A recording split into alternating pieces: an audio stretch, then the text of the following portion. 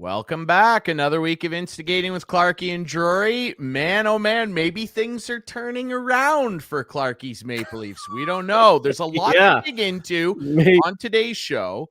There's a lot of things. We'll talk about those Leafs. We'll talk a little bit of junior hockey as well. Some big news dropping today for those gentlemen behind me. We'll dig into that with a special guest later. We're going to start with a special guest, though. Friend of the show and friend to sports fans everywhere. It seems like you can't turn on the television. He's everywhere. You can't turn on your television without seeing this gentleman. MLB Network, Amazon Prime Monday Night Hockey. He's all over the place. And now he's an author, ladies and gentlemen. We are very pleased to be Leafs TV alumni. Leafs TV alumni. Who isn't he an alumni of? We are psyched to be joined by our friend and the author of a brand new book about his love for films. There he is, Adnan Virk, the author of this great title right here. I cannot wait to read. Cinephile, interviews, essays, and tales from the red carpet. Adnan, how are you, brother? Ryan, outstanding introduction, first of all. Much better than that picture of me where I have this solemn look on my face. That's Dan Stanzik in the background years ago. This is the author picture of Adnan Virk. Clarkey, great to see you, buddy. And you're right, Leafs TV alumni. Shout out to Mark Askin, who we know is going to listen and watch this on YouTube. So, as you guys said to me, I've been very busy, but beats the alternative. So I'm grateful for the work and having a blast. Yeah, between Amazon Prime every Monday is the highlight of my week. MLB Network, we just had one of the greatest World Series ever. NHL Network, I'm on with Brian Boyle tomorrow, doing a little hockey talk, which is only here in the States. Unfortunately, you guys won't see it. And my podcast, NHL Unscripted with Jason DeMers. We have a blast as well talking hockey. So, yeah. Just remember, there's always ways to watch. Okay? We don't have to get into it, but there's always ways to watch. Give me an example of a week in the life of Adnan Virk. Where are you based and where do you have to go all the time? Sure. So I'm in New Jersey, just outside of Manhattan, about 35 minutes away from Newark, which is my nearest airport.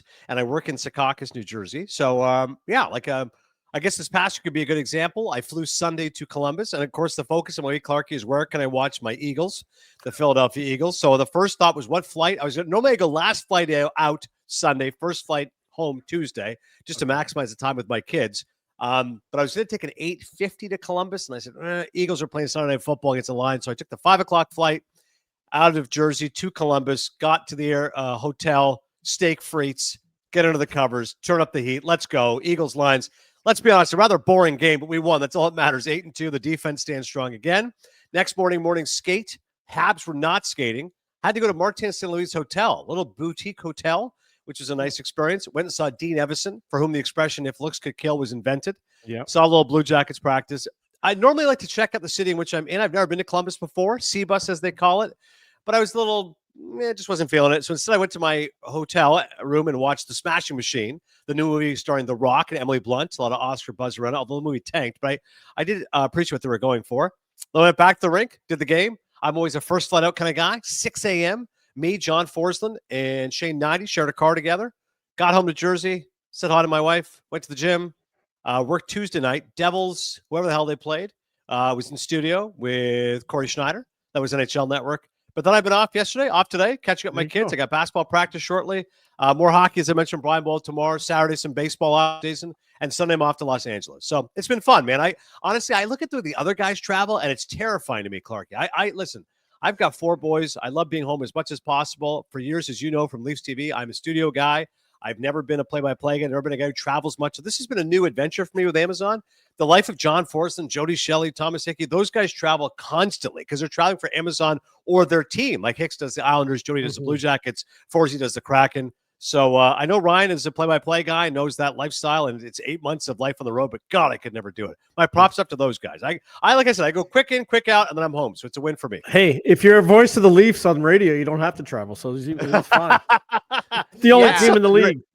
Yeah, that's something which is insane. You know, my buddy, the great Dan Schulman, there's no better play-by-play voice in the game. I remember a couple of years ago when Dan was doing radio and TV simulcast. I go, that is insane. You know how hard that is? Like radio play-by-play, which I've never done, and then TV play-by-play I have done for baseball. The whole thing they say in baseball is don't describe every single thing.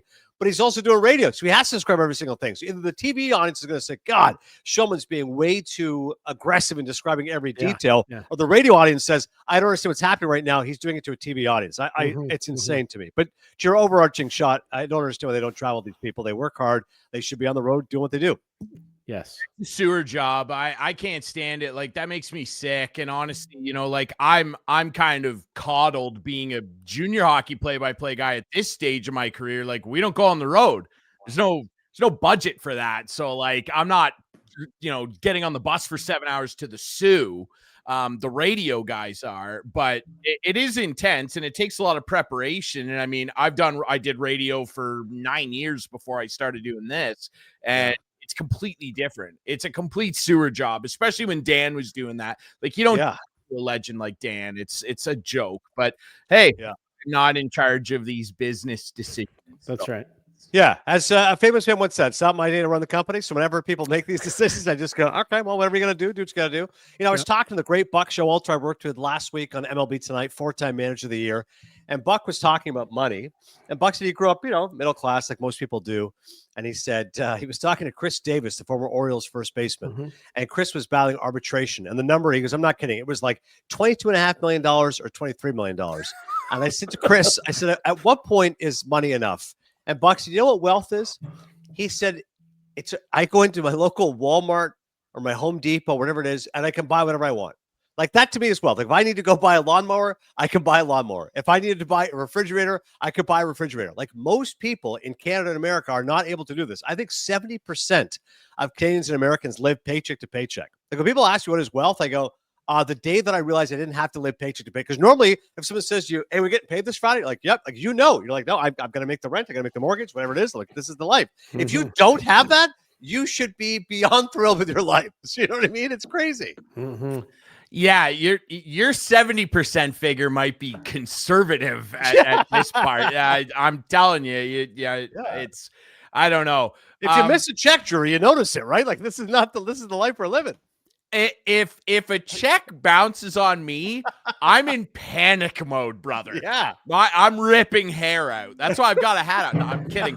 But yeah, you notice. We can't all be big wheels like Clarkey. But I want to ask you a little bit, since we're on the baseball topic, what'd you think of the way some of these awards shook out? I was wicked upset on this show last week that John Schneider didn't win AL Manager of the Year, and I'll start there with you. Like, and it's nothing against Stevie Vogt, who I love, former A. I felt like he was a completely deserving winner last year. This year, I'm having a tough time with it, Adnan. Yeah, 100%, Drew. I talked to Tom Verducci, who it's an absolute legend, Emmy Award winner, Sports Illustrated, Fox Sports. I was with Tom for the MVP shows, which I was lucky enough to do on MLB Network, which was a great day. I'll tell that story in a second. But I said to Tom, I go, Manager of the Year, what the hell? Like, I know I'm biased, but like, how does Schneider not get it? And he goes, 12 and a half games. I go, meaning? The narrative is just too irresistible to voters. I said, no, I get that, but you're rewarding a guy whose team underachieved. And then they overachieved. Like, think about that. So you dug a hole. It's like an NBA team. You have a 20-point deficit, but then you roared back to win. But you shouldn't have a 20-point deficit in the first place. Like, Cleveland shouldn't have been that bad. So I have a real problem with it because you're essentially rewarding a guy for 2 months' work and saying, look what a great job he did motivating his team. And he didn't motivate them earlier in the season. Whereas John Schneider took a 74-win team and they became a 94-win team. They were the number one seed in the American League. Like, and it wasn't like any demonstrable changes to their team. I remember one of my kids was asking me, well, who'd they sign? I'm like, Max Scherzer. But like, he's like a number 6 star. Like, he's not that vital to this team. Internally, guys have just stepped up and played well, and a great job by management finding your Ernie Clements and calling up Addison Bargers and so on and so forth. So that to me is managing, getting the best of your talent. It wasn't like they signed Juan Soto or Shohei Ohtani. He got the best of them from within. More to the point, Ryan, as you know, for 2 years, Schneider was on the hot seat. I myself said like 2 years ago, I said Memorial Day, Victoria Day, this guy could be gone. Like, it felt after the Barrios decision, and you know, Ross basically made it sound like it was his move, not mine. I'm like, oh my God, he's in trouble. And now he's a Manager of the Year finalist. So I'm completely with you. He should have won. I was disappointed by it. Quick story on the MVP vote. I said to our producers when I got in that day, they said, do you want to know or do you not want to know? The show was on at 7 o'clock Eastern, and it was, let's say, 4 o'clock. And I said, no, I want to know. I said, why would you not want to know? He said, well, Verducci doesn't want to know. Sean Casey doesn't want to know because they want to be surprised in the moment. I said, listen, this is television, folks. We have full screen set up. We have boards. Like I have stats. Like I don't be the guy like, hey, surprise, Moonlight won Best Picture. So our producer, Rich Savino, came to me around 5:15. He comes to my office, goes, votes are in. I go, if it's not Judge, it's lunacy. And he goes, it's Judge. I go, can I guess? He's like, I got 21st place votes, 10 for Raleigh. He goes, 17-13. I was like, wow, closer than I thought. And the overall vote was 350-330. But Don Mattingly was announcing both the MVP of the American League and the National League. And so when Rich told me this earlier, I said, well, it's a dead giveaway. He said, what? I said, well, obviously it's going to be Judge. One Yankee great to another. He said, no, Mattingly is doing it because it's the 40th anniversary of when he won the MVP. I said, oh, okay, that's interesting. And he had to announce both NL and AL MVP. And the first vote he did early was NL MVP. And I swear to God, fellas, to go back to that famous Moonlight La La Land moment at the Oscars, I'm like, Don Mattingly is going to say, and the MVP is Aaron Judge, when he's supposed to say Shohei Ohtani. So thank God Rich made the smart move because I'm just going to tell him one at a time. I'm like, exactly. Just say, Don, NL MVP Ohtani. That's all I need to say. And then 30 minutes later, Don, AL MVP Aaron Judge. Don Mattingly's a smart guy. Did a great job with the Blue Jays. By the way, off air, I said to him, you know, what an awesome job he did as bench coach. He's like, he goes, we got as close as you can get without winning. I said, yeah. And even Joel Sherman said to me at the New York Post, if it was a boxing fight, you'd score a 10-8 Blue Jays. Like he said, it reminded him of the 0-1 World Series in which Arizona won in Game 7. Of course, Luis Gonzalez blew pity. He said, but they were murdering the Yankees in their wins. And then the losses, it was like so close. It's like, how is this even in a Game 7? That was so impressive. The Yankees pushed it. In this situation, the Jays were the better team. They outpitched them, they outhit them, they outfielded them, and yet shockingly lost this World Series. So I feel for John Schneider, but hopefully the Jays will be aggressive this offseason and go out and spend. Yeah, I agree. And I agree with your takes there too. Like, ultimately, just to wrap up on the Jays, like it's interesting that the dichotomy between the narrative jumping, because people are freaking out that Cal Raleigh didn't win MVP because he had this historic, unfathomable year for a catcher. And I wouldn't have had, it's a rare year where I wouldn't have had a problem with it if he had won based on that narrative. And then you jump to the other side where they go with this narrative for Stevie Vogt where, oh, well, he erased this 12.5 game deficit. Yeah, that was over a hot month. John Schneider, how do you not like the narrative worst to first? I don't understand it. I felt like Judge deserved it, though, because his ancillary hitting stats were better. Like, we are talking about a Cal Raleigh who hit 232. Like, Judge's overall body of hitting work, it's really incomparable, maybe in history, in terms of right-handed hitters, Adnan. Yeah, I mean, to be the batting champion, which is the first American for Aaron Judge, and hit 53 home runs. There's only two guys in history who've ever been a batting champion at 50-plus home runs, and we're talking Mickey Mantle and Jimmy Fox. 150 years of baseball. Like, that just doesn't happen. I mean, to hit that, and I asked Judge, that was my question when I interviewed him. I said, what was more meaningful to you? Thinking his answer would be both. Like, most people, when you ask them, is it A or B, they always say both, which is a terrible answer. And Judge, to his credit, gave me a legit answer. I said, what was more important to you? Batting champion or 53 home runs? And he goes, batting champion, because I've never done it before. When I go up there, I'm looking to hit. I'm looking to make contact. And especially in today's game, the next highest hitter batted 315. Like, it's crazy. You have like 10 guys in baseball who hit over 300, and Judge is one of them, and it's 331, and it's 53 home runs. Like, he hits the ball, he hits it with authority. And in terms of, like you said, with Raleigh's numbers, Raleigh had him on home runs and RBIs. And 60 home runs is amazing for Cal Raleigh. Most ever by a catcher, most by a switch hitter, most in Mariners franchise history, only the 7th player ever. It's a remarkable season. But Aaron Judge at a 215 OPS plus, like, that grades out as like a top 5 individual regular season ever. Like, his numbers were astonishing. And if, like you said, you can go by traditional stats, or if you want to go by average and hits, and if you want to go by OPS plus, WAR, whatever numbers you used, Aaron Judge had Cal Raleigh beat in virtually every statistic, with the exceptions of home runs and RBI. So it kind of reminded me of the 2012 vote when Miguel Cabrera won the Triple Crown, therefore he won the MVP. But everyone's like, hey, there's this new stat called WAR, which is pretty interesting, and Mike Trout should have won because his WAR was better. Now, 13 years later, look how much baseball has changed. Now, whether you like it or not, most people understand and know analytics. And if you just looked at WAR, Judge had him beat. He was a better player than Raleigh. He deservedly won. And 3-time MVP is rarefied air, fellas. Like, you don't get a lot of 3-time MVPs in baseball history. For the Yankees, it's Yogi Berra, it's Joe DiMaggio. It's not many guys are able to do it. Props to Aaron Judge. And Ohtani, I should mention, a 4-time MVP every single time, unanimous. Think about that. Every single time. It's like, yeah, across the board, Ohtani wins it. The only guy with more MVPs is Barry Bonds with 7. And there's still 8 years left on Ohtani's contract. Like I would say 3 more MVPs feels like a cinch. Like, yeah, he's going to absolutely tie Barry Bonds and probably beat his record. He could be a 9-time MVP. It's crazy. And he could have been on a plane to Toronto. Hey, listen, I want to go back and against my better judgment. I want to go back to November 1st and that Game 7 of the World Series. Yeah, because it was a painful night, and it still pains me to this day. Yeah. But as a guy who grew up in Ontario and working for MLB Network, you're supposed to be, like objective, objective. And he is. You must have had a little pain too, eh? No question, and I said to my boss, because originally, the big boys are going to the World Series. I wasn't slated to go. And then once Toronto got close, our great scheduling manager, Elsa Memo, had texted me saying, can you do Game 7 of the ALCS? And she had written Sundays. She was not sure what your aim was on schedule Sundays. And I said, I'm actually going to be in Montreal on Monday. Sure, I'll do the game Sunday, and then I'll take the train via rail up to Montreal. I'll be good to go.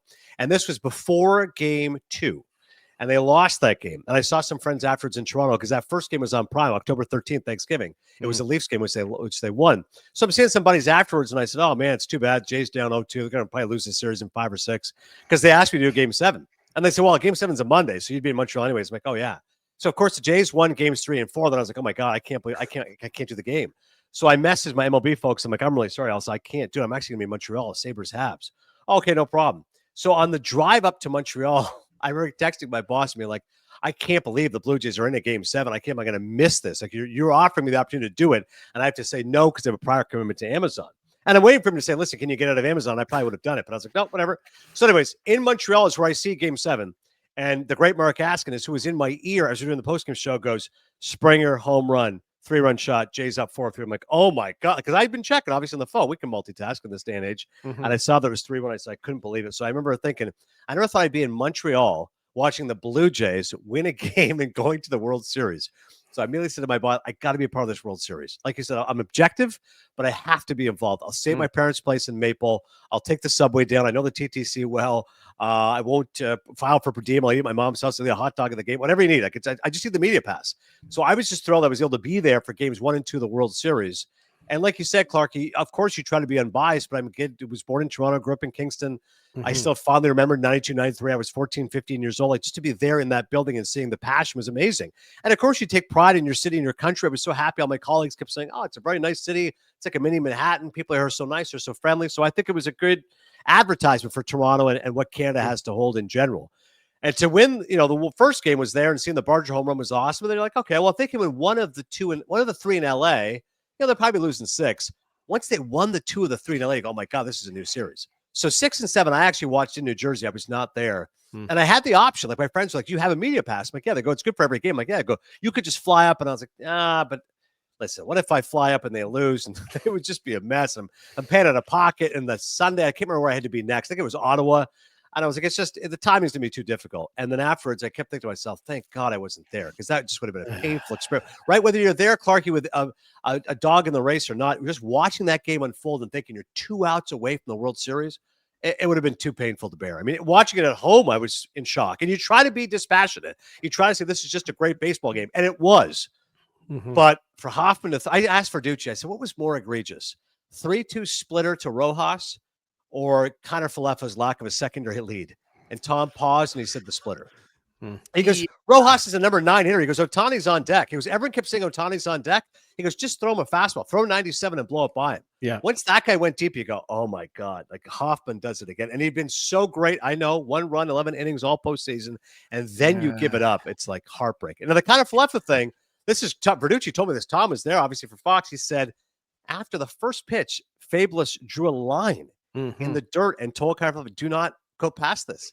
And Sean Casey and I were looking at the numbers, and Tom was like, if he had a 10-foot lead, which is standard, he would have scored. His lead was 8. His lead was 8 feet. So it wasn't even he was being like average. He was being ultra conservative because Barger got picked up the previous game. Like if he was just at the normal length. So painful. And by the way, Tom also said Kirk on first base was like Little League. He goes, he didn't even take a lead. His foot was on the bag. It was unbelievable. I've never seen this before. Like literally, they were so terrified of being picked off. And I said, that is just painful. Yeah. Yeah, it sure was. I mean, to put it in the context of tough to watch movie endings, which, you're an expert on too. It was like watching the end of The Mist. And if you want to get depressed, go watch the end of The Mist, man. That's a way to do it. Adnan, we're so proud of you. We're so excited. I used to listen to the Cinephile podcast all the time. Of course, you mentioned everybody should listen to Unscripted with Jason Demers and this gentleman here. It's so much fun to hear, JD telling stories and stuff. I asked you before we had you on, because obviously we want to really pump out that everybody, Christmas around the corner here. Come on, look at this. It's easy to find. It's everywhere. Indigo, Canada, Amazon, get it. Just get it. I threw some questions your way, and I want to start with some movie related stuff. And this is a sports podcast, so I figured we'd start off with this. I need to know what the best sports movie ever is and why, in your opinion. And I will share my answer, and maybe Clark, you will too. It's interesting because, I'll answer it, but I'll clarify it. So Raging Bull to me is the best sports movie because it's about a boxer and Jake LaMotta, but it's an intensely serious drama, and it's very painful and serious. It's about the blows, not only that Jake inflicted in the ring, but also outside of the ring. It was voted as one of the best movies of the 80s. It's regarded by many actors as like the Titanic performance by Robert De Niro in terms of transforming his body, right? Put 60 pounds on playing the fat Jake LaMotta. And when he was boxing, he was looked like a true middleweight boxer. And of course, what Scorsese did with the camera. But I clarify, Ryan, only by saying when I think of sports movie, you want like a fun movie. So I say the best sports movie is Raging Bull, but there's like maybe 12 minutes of boxing scenes in there, which are incredibly done.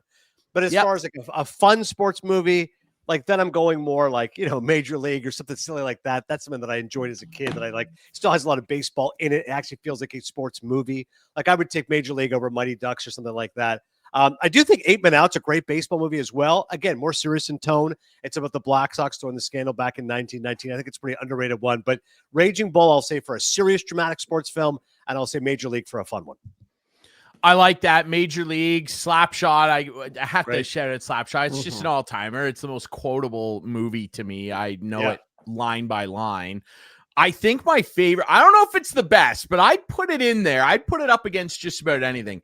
I love Friday Night Lights. Yeah. Not the show, the movie. Oh, the movie. And the reason I love the movie. Billy Bob Thornton, so good. Billy Bob Thornton's unbelievable in it. Garrett Hedlund, unbelievable in it, and a breakout performance for him. Tim McGraw, for God's sakes, he's such a D-bag in that movie, who has a heel turn at the end. I liked it. But what I love about it is it's real. Like, it's not a fairy tale ending, and it shows that sports are a great teacher. And it's about this small town that overcomes a lot, and these players that overcome a lot, and they come up short at the end, but they still go on and live incredible lives and do incredible things. And I mean, the next year, the Permian Panthers went undefeated and won the title, but it's just, it's real. And they lose at the end, and you're not expecting, I don't think I'm spoiling it. The movie's like 20 years old. I love that one. Here's another one for you. What do you feel? Because we've chatted a little bit about this. What do you think's the best biopic performance of all time? Just a thought on Friday Night Lights. I had to look up the music, but the score is great by Explosions in the Sky. I remember the score was unbelievable. And in all those types of movies, Ryan, as you know, there has to be the inspirational speech. I love that Billy Bob Thornton speech because it's so modest and low key. And he says, "My heart's full," and then repeats it as that music comes in. It's a great locker room scene, which you're always going to have in those movies. And you're right, the fact that he's just a yard short at the end, crushing. You see the shot of Billy Bob. He looks at Connie Britton, kind of blows her a kiss, and she gives him one of these, tap over the heart. That's a beautiful movie, and I love that ending. Be perfect, of course, as they keep repeating as the mantra, but that's a great one. I do love the movie Friday Night Lights.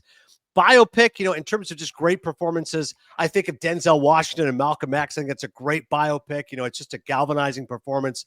The way he was able to immerse himself truly as Malcolm X. Like Denzel Washington, to me, is one of our great actors. He's an Academy Award winner for Training Day, which is obviously a fun movie, and his version of Scarface. But I do think in terms of biopics, Malcolm X is pretty great. Lawrence of Arabia is pretty great. Peter O'Toole. Like I go with the classics. Those long, epic films to me really kind of stand the test of time. I'll go with, Pacino's my favorite actor. I think Pacino as Serpico is amazing. For people who haven't seen that film back in 1973, playing the one honest cop, those are a few of my favorites.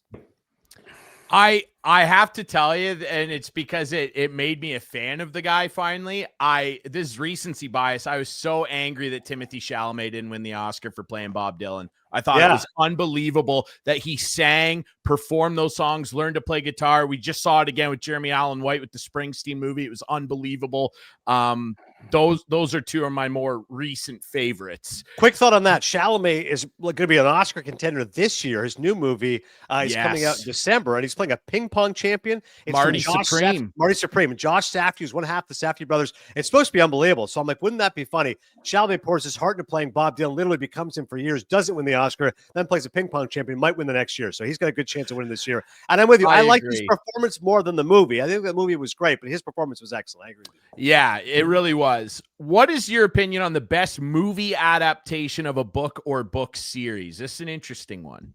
Yeah, I mean, $1 Million Baby, I think, is a great movie, which is adapted by a series of books, and it's written by a Canadian. Paul Haggis is the guy who adapted it, won the Oscar, and Clint Eastwood directed it. But the obvious answer is The Godfather. I mean, the book is like a bestseller. It was a mainstream hit. And when Pacino was told that they're making The Godfather, he was like, oh, okay, well, like he was shocked that Coppola had the rights to it because Coppola had met Pacino earlier. And he seemed like a nice enough guy. But like he knew what a big deal the book was. This wasn't like, oh, there's this mafia thing. It's like, oh, The Godfather was a major hit. And they were kind of shocked that Coppola, who's a fairly unknown director at the time, was going to be able to make the movie. And then had the balls, quite frankly, to cast Pacino as Michael Corleone. And everyone's like, no, we need Robert Redford or Ryan O'Neal. So to me, when I think of adaptation, I'm like, no, you took The Godfather, which was a good, entertaining mainstream book, and it became arguably the greatest trilogy of all time. Obviously, the third not as good as the first two, but I think The Godfather to me is a great adaptation. And I've read the book, obviously, and there's some weird stuff in there they didn't include in the movie. So that even gives me more credit to the adaptation because, like, no, they streamlined the good stuff and added the bad stuff. Yeah, there is some goofy stuff in the movies, and I think Clarkey would agree with that. You know, the Godfather movies are legendary. I think, you know, The Godfather's a great shout, and that's probably the one. In terms of a series right now, I don't mean to be a recency bias guy again. I love Timmy Chalamet here. I'm a huge Dune head. Yeah. I think the Dune movies are unbelievable. And I mean, shout out Lord of the Rings, obviously. Yes, Lord of the Rings is the one that I thought to my head. That's probably the hardest one, Ryan. Like, I mean, if you try to adapt, try reading that thing, much less adapting. Like, it's insane. When they go to the Shire, right? When they go to the Shire, that's like 200 pages. I'm like, gee, how is Peter Jackson going to work his way out of this? It's a lot. Here's the big one that I want to end on with you, and we really appreciate you. We know you're a busy guy. I appreciate Biggest Oscar snub of all time, in your opinion? I have a thought. Yeah, I mean, there's a lot of them here. I know you're probably going to go with Chalamet in terms of recency bias. No. Okay. You know, I was upset when Michael Keaton didn't win for Birdman because he's one of my favorite actors. I just loved his work throughout his career. I think Scorsese not winning for Goodfellas is probably my biggest one. And I was 12 years old when I watched the Oscars that year. Kevin Costner won for Dances with Wolves. I do think Dances with Wolves is a sweet movie, and it's an important film talking about Native Americans and how their history was eradicated and, you know, the importance of it. There's no question about it. Shout out to Graham Greene, the great Canadian who passed away, who was great in the movie. But like, nobody's sitting around the house going, hey, I can't wait to fire up Dances with Wolves 35 years later. Yet Goodfellas is like the most rewatchable movie ever. To this day, if I turn the television on, Goodfellas is on one of my streaming services, one of my channels. The fact that Scorsese didn't win Best Director, like, you could have given Dances with Wolves Best Picture because you like what the movie stood for and its themes, and it is a really good movie. But the fact that Marty didn't win Best Director for Goodfellas is just insane to me. Yeah, so I'm going to go a different direction. No Chalamet here to end it off. This thing was nominated for 7 different awards, and I think it's my favorite movie of all time, The Shawshank Redemption. It's very simple. Yeah. Very simple. The Shawshank Redemption is the most replayed movie on network television ever, and it didn't win an Oscar. Can't believe it. Get busy living, get busy dying, brother. You're goddamn right. It's amazing, Ryan, because did you go back it's one of the great movie years ever. And you have Forrest Gump won Best Picture. Like, Pulp Fiction would be my choice to win Best Picture, but I have no issue for Shawshank Redemption. It's equally great. And the movie I just rewatched because Robert Redford passed away is Quiz Show. Robert Redford directed that movie. It stars John Turturro, Ray Fiennes. Great movie. Like, any other year, like, I'm like, oh, Quiz Show would have won Best Picture, but it was up against Forrest Gump, obviously Pulp Fiction and Shawshank Redemption. Shawshank, it's funny, Ryan. I didn't see it when it initially came out. Like many people who didn't see it in the theaters because it was a theatrical disappointment, ended up having a bunch of Oscar acclaim, 7 nominations, as you said, went 0 for 7. But then what happened is Ted Turner fell in love with it, put it on TNT and TBS, and everybody saw it and goes, oh my God, this is one of the greatest movies ever. And you hear people talk about it and why it's so good. It's about male friendship, right? It's about 2 guys finding each other, one white, one black, overcoming the odds, adversity.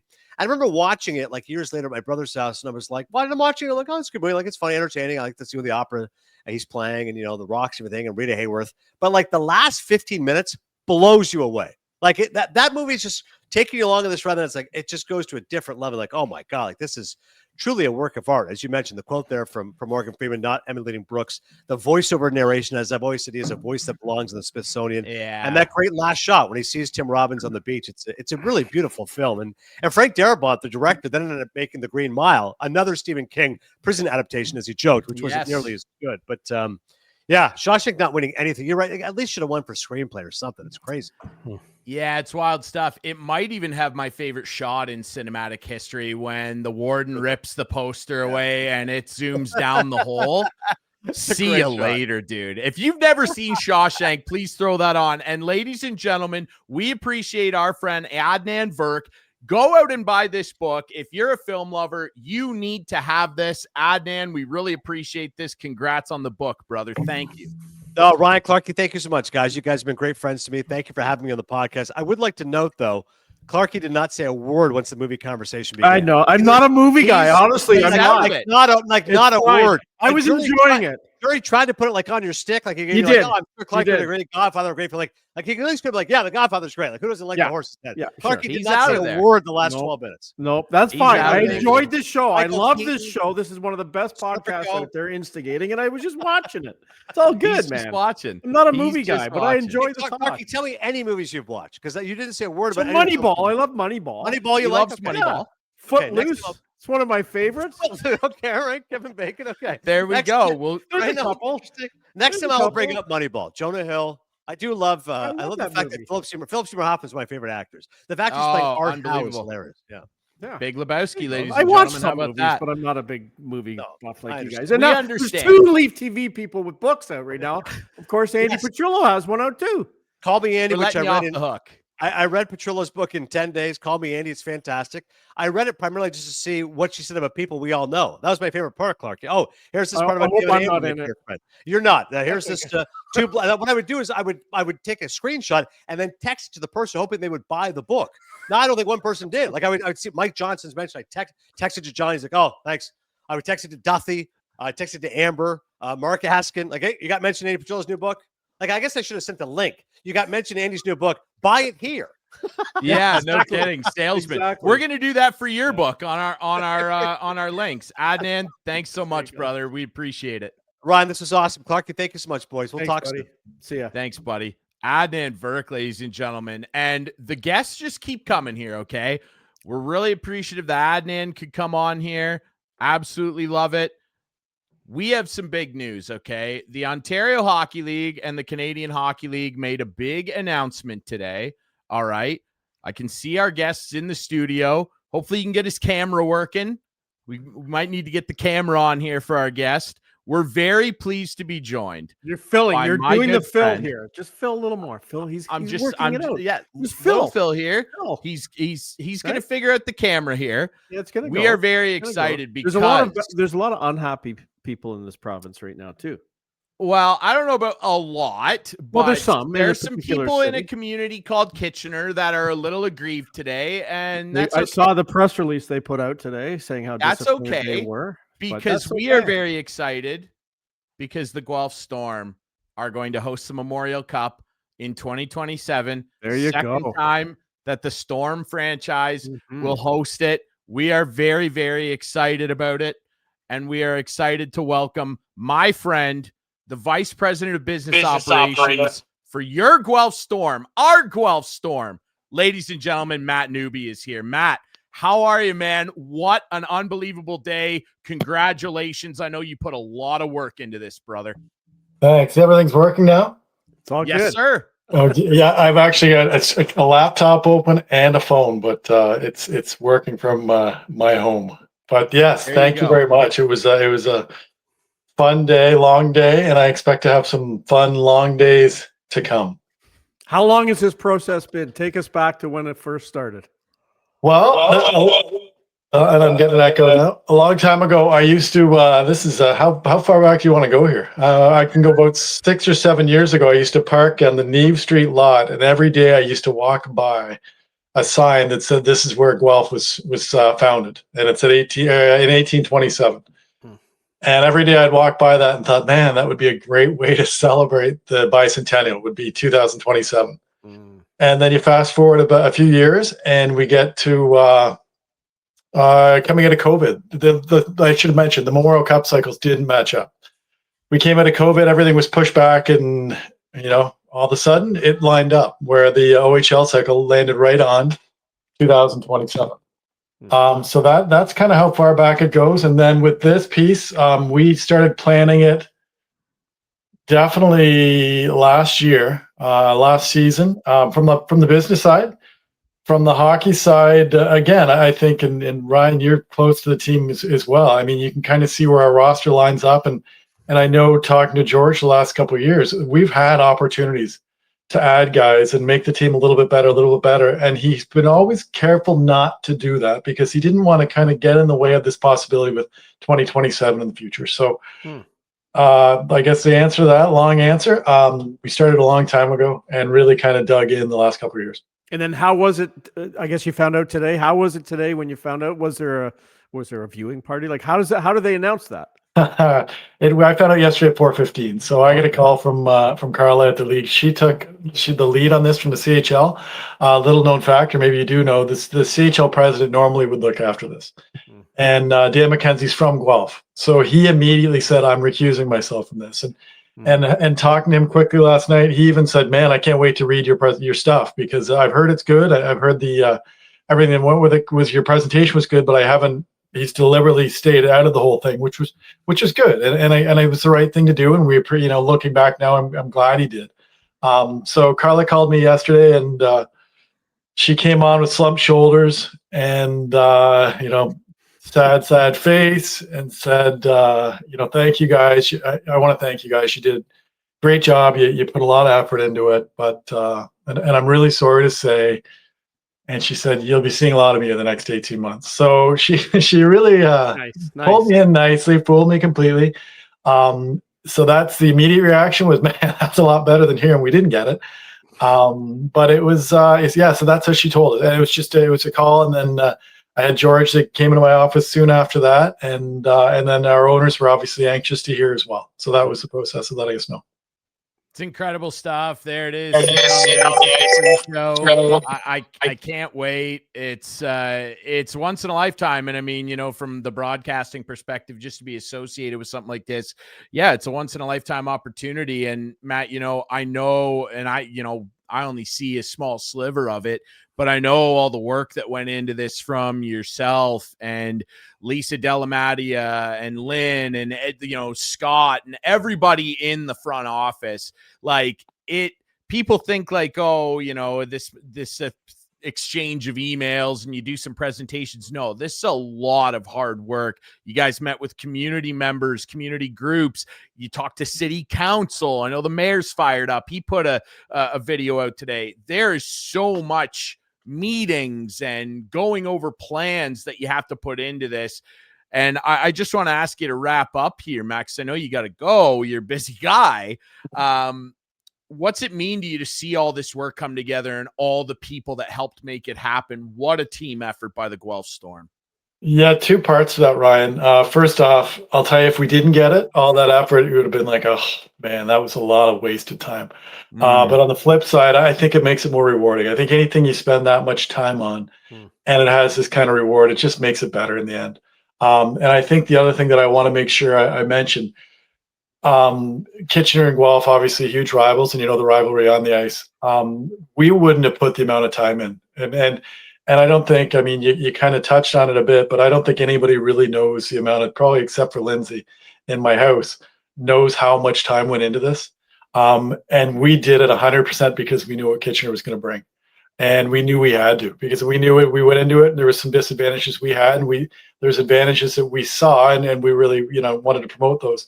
And the other thing I think that kind of is important to that as well is the whole process, having never gone through it. And I know it changed or two after the last London Memorial Cup when they said, look, we can't keep giving it to the bigger arenas. It can't be a dollar thing. It can't be a dollar thing. And they changed the system to do it. And I know there was a lot of thought that went into it, how you can kind of make it work for every team that wants to be part of it. But having gone through it now firsthand, having been able to bring in this 5 people that we knew nobody from the committee, they got to Guelph, and met with us for the first time. And we spent 4 hours, and they left that 4 hours. And I know where there was kind of remarks as we went through it, you guys are killing this, and wow, and stuff like this, and all the small details and stuff we hit, and it made us feel awesome. And we left that 4 hour meeting or presentation, knowing that we had done our best, and knowing, like I said, we had to do our best because we knew what we were up against. And it's awesome. And again, it makes it all rewarding when we got through it on the other side and had the great news that we did. Absolutely. Well, Matt, I know you're busy. I really appreciate you jumping on here. I'm sure you've been answering 1,000 emails today, including mine. Graciously giving us some of your time to jump on the show. I'll be seeing you on the Guelph Storm podcast some point soon too. The Eye of the Storm. I'm good with that too. I'll do it from my office where I feel a little bit better. Absolutely, man. Well, dude, seriously, we've obviously developed a bit of a relationship over the years, me being up there every night, and I'm so excited. There's no more deserving city, and really what it boils down to, from my perspective, there's no more deserving committee of people that put this type of effort in that deserve this more than you and the Storm front office, brother. Thank you so much for doing this. Congratulations, dude. Awesome. Thanks. It means the world. I appreciate the support. And again, everybody that helped out and there's a lot of people.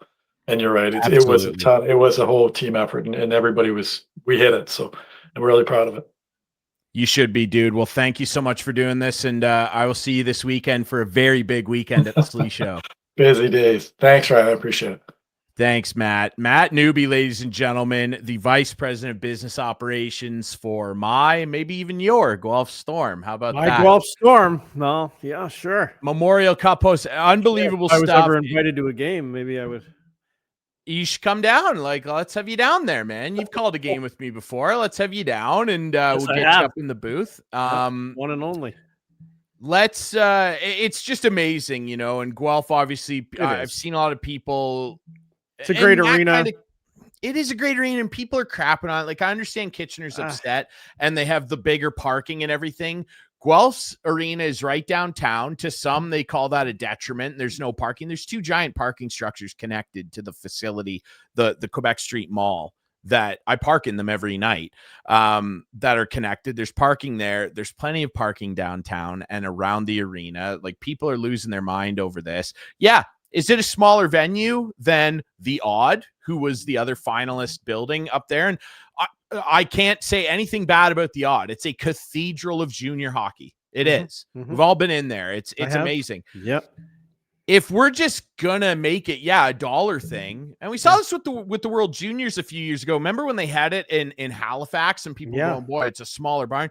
The electric atmosphere. The Sleeman Center's bumping. It's a great place to watch hockey. There's no bad seats. Not that there's bad seats in the Odd. I'm not saying that. Just instead of crapping on this decision that some people are doing, and I understand they're fans that were invested in the other building. I understand that. Sure. It can't just I'm an be innocent bystander here, and I'm happy. It's amazing. And I'm just happy that I'm going to be able to be, and I'm not, you're not going to hear my voice on the broadcast because the national carrier, TSN, will come in and do it. And maybe they'll hire you. O-Dog. Yeah, maybe. You can find my number, guys. Maybe they'll give me some screen time. I don't know. Voice of the Storm. You never know. But it's going to be great to just have that type of event associated with a team that, I used to go to their games when I was a little kid. It was the closest OHL market. Now I'm the voice of the team on TV. It's like a real come full circle thing already for me. And now to have this coming in, it's a dream come true to be associated with something like this. And I went through to Mississauga when I was building. Yes, you did. Some ice. Well, I guess, was it Ice Dogs or probably Majors at that point? It would have been the Majors. It was a very disappointing OHL playoff and a very disappointing Memorial Cup for Mississauga, as they lost both in the finals. But however, it was fun to be part of. It was fun to get down there. Of course, we had tickets and we were there for some games, so it was good. I'm excited. It's going to be an incredible experience. People are going to see, if they're not familiar with how great Guelph is as a community, they're going to get familiar with it. And we can't wait to welcome the CHL's best in 2 seasons. Of course, it is in Kelowna this year. The Rockets hosting in 26, and Guelph will be I've been there too. I'm going to one of my scout trips. There you go. Garth Malarchuk of the Leafs. We went to Kelowna. I've never been. He lives to in the rink. Kelowna. I've never been to the rink. I can't wait to go. We should absolutely talk a little bit about the Rockets. We should do that because they're the hosts this year. And I'm going to be going out there and taking it in, maybe do a little prep work, really? See how yeah, I'm going to go out there in May. Yeah, 100%. It's going to be a lot of fun, but it's just an amazing announcement. And kudos to Kitchener. Like, they're going to get it really soon. Like, Kitchener, they are going to get one soon here. But like Matt said, if we're just going to give it to the giant venues. Yeah. Then what's the point of all these other teams even existing then? Because like, I remember it, right? They rotate it. Yeah. So next year will be the Q. Yes, it'll go to the Q and then back west and then back here. So yeah. So it jumps, it switches leagues every year between the three. Yeah. And I remember when people freaked out when Saginaw got it. They were like, "Oh, we're going to give it to an American team." I'm like, "Well, they exist and they're part of the league." Mm-hmm. Like, it was valid, and they put on an unbelievable show at the Dow. They did a great job down there, and people and for people also going, "Oh, the Storm, they're not a very good team, and yeah, they missed the playoffs last year." They're improving. They have boatloads of draft picks, and rewind the clock and go check out what the Saginaw Spirit were up to the year before they won the Memorial Cup when they hosted it and lost in the OHL final to London, and then beat those Knights in that final. Go take a look at what they were up to the year before. Sure. Not very good. Not very good. And George, I'm really glad too that this is happening, being helmed by an executive like George Burnett and a guy like Scott Walker. George Burnett is one of the greatest junior hockey minds ever. He's fourth all time in coaching wins. An unbelievable executive. I'm glad that he's the guy in charge of this roster. Well, I was impressed with what Matt said, right? About he's had a chance in the past couple of years to maybe make some improvements to the team, but he always had that 2020, what is it going to be? Seven. Yeah. Memorial Cup in the back of his mind, and wants to make sure he builds a powerhouse for that year. So that's awesome. They've done a really good job of retaining assets, drafting well, building up a program here. Yeah, like it's been a tough couple of years for sure. Yeah, they're getting better. The way they're playing right now, they're playing unbelievable right now. They've won 6 straight at home. We're recording this on Thursday, November 20th, the day the announcement was made. But they're still gearing up for next year. It's kind of a weird situation, right? It's interesting. Like if they have players this year who are in their last year who are good, will they move those guys to sacrifice this year, but maybe look to next year, right? That's the challenge of junior hockey. You don't have 8-year contracts. You don't have the certainty of going, well, at least we got that guy for the next 8 years. That's not how it works. So, and that being said, that's why I'm happy a guy like George Burnett is running the ship, because he's going to put something together really special. Busy weekend at the Slee Show. Want to mention LA Kings legend. Right. There's a statue of this guy. Statue of this guy in LA. Maybe there will be one here. Well, we know one thing's for certain. His jersey is going to be hanging in the rafters at the Sleeman Center. Dustin Brown, his banner going up into the rafters on Saturday. If you're watching the show, listening to the show on Friday, early Saturday, you want to come down. 4 o'clock is when things are going to kick off. They're going to raise Brownie's number 32 up to the rafters to join the O-Dog Jeff O'Neill, Todd Bertuzzi, Ryan Callahan, and of course, the late Paul Fenley. It's going to be incredible stuff. Dustin Brown, 2-time Cup winner, captain of the LA Kings teams that won, and his jersey's going up into the rafters. It's going to be incredible stuff. Very good player. Now, is this this is a different franchise than the Platers, right? Yes, 100%. The Platers. So I'm glad you brought that up, Clarkey. No problem. People are going, oh, there's no history of this and that. In 1952, the Guelph Biltmore Mad Hatters won the Memorial Cup. I know I'm ticking the clock back quite a ways for people. Okay, that's before your time. That's before your time, Clarkey. Exactly. And in 1986, the Guelph Platers won the Memorial Cup as well. That's right. And then the Platers ended up moving and becoming what is now the Owen Sound Attack. So you know who the very first please the very first time I stepped into I think it was called the Sleeman Center at that time, was when I was with Leafs TV, and we were going around doing interviews with players who might be drafted by, well, we were hoping the Leafs. Do you know who the first guy who we interviewed right in the Sleeman Center? Was it Dustin Brown? Doughty. Drew Doughty. Okay. Yeah. There you go. Drew Doughty. I have a who funny now has who now has a place here in Grand Bend. We see him all the time. Awesome. Dewey, what a legend. Yeah. Unbelievable defense. He was a man amongst boys. Yeah. And when he was playing in the OHL. Insanely good player and walked right into the NHL. And of course, he should have. His skill level sky high. Unbelievable. Beloved Guelph Storm. And there's a lot of them. There's a lot of beloved guys, including the O-Dog. Maybe we'll see him on Saturday. We don't know. If he'll be down there, the alumni come down. I'm sure Dan Pye will be there. Dan Pye, the team put a nice video out with him surprising the players on the ice today, wheeling the Memorial Cup out there. And it's kind of cool. Dan, of course, got to compete for it in 2002 when Guelph last hosted, the only time the Storm franchise hosted the Memorial Cup. It's just exciting times. It's exciting times. And I want to turn from exciting times for me. Yes. To maybe a tilt to some exciting times for you. Now we're recording. Right, they won one in a row. The Leafs won one in a row, and William Nylander multi-goal game, dude. Multi-goal game. One in the wrong net, knocked in by a high stick. It should count. Have you ever seen such it was knocked in by a high stick. Have you ever seen such a weird own goal? I have no idea what he was thinking. Like he looked like he meant to do it, but why? Why did you mean to do that? Anyway, that goal in overtime, though. I'm sorry, but that's goal of the year right now. As it stands now, I can't even think of anything close. No, I think it's goal of the year for sure. Pure, disgusting Datsukian filth. Well, the way Tavares started it too was unreal as well.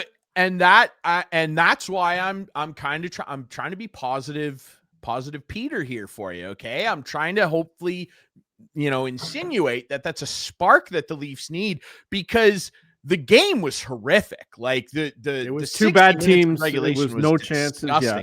No, for sure. But they need to win some ugly games for sure. They need to win games. Like, they found a way to win a game that they, were not great in and really shorthanded, and they had $36.5 million up in the press box. And so here's the good thing. Nobody is running away with anything. Not in the East. Everyone is talking about how great Montreal is. So you got these two, opposites. I don't know that. I'm just telling you, all my friends who are Habs fans are telling me how great the Habs are.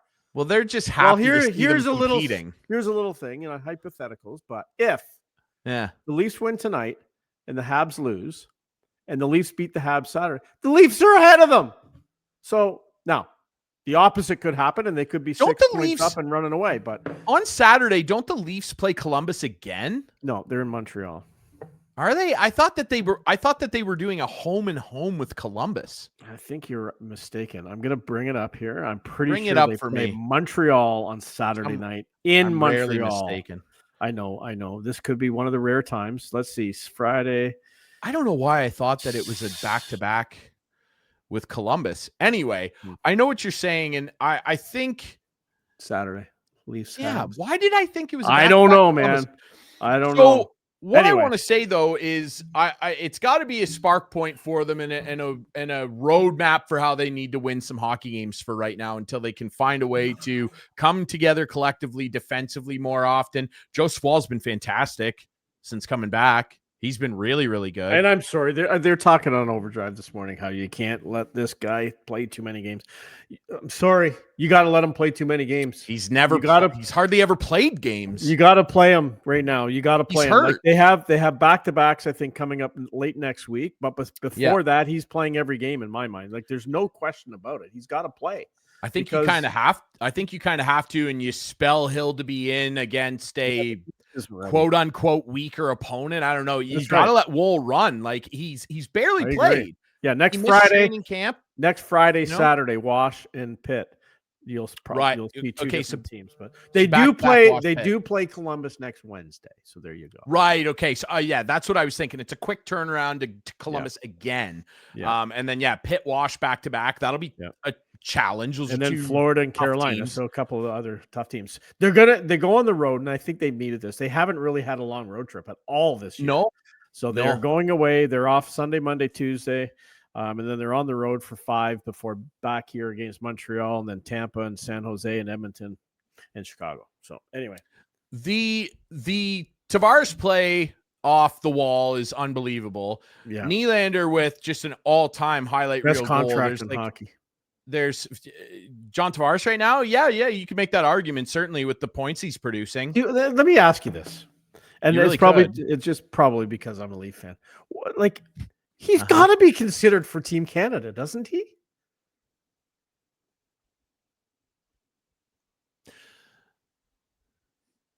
Yeah, I wouldn't have him on the team over some other guys. Like I would, let me put in consideration. Yeah, like he should be on that 90 list that the IOC, the Canadian committee has that Matt Schaefer just got added to. Yeah, consideration, 100%.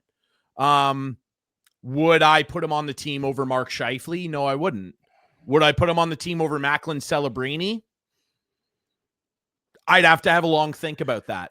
I don't even think I would do that. I think Celebrini's on it. Okay. Would I put him on the team over Connor Bedard, who people are talking about? Yes, I would. I'd have a long think about that. Yeah, I just thought I would throw that out there. I don't think you're off base. I don't think you're off, like, because what you said, you didn't say he should absolutely be on the team. No, I just said what you said was in consideration. That's absolutely. Right. Yeah, absolutely. And who's the goalies? Your boy, the goalie.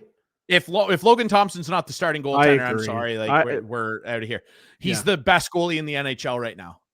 Yeah, and that's not me being a Caps guy. He is. He is the best goaltender in the National Hockey League. So if he's not on the team because so-and-so from Vegas doesn't like him from when he was in Vegas, well, he's not in Vegas. He's Washington Capital, and he's really, really good. They can't worry about who likes him and who doesn't. If you can stop pucks, he's on the team. Last time. Because I know they did, and that was a mistake. They won the tournament. But yeah. I don't think Binnington is going to question. I don't think Binnington is I think he's on the team. He's their number one, and Montembeault shouldn't even be considered in my mind. Montembeault's not going.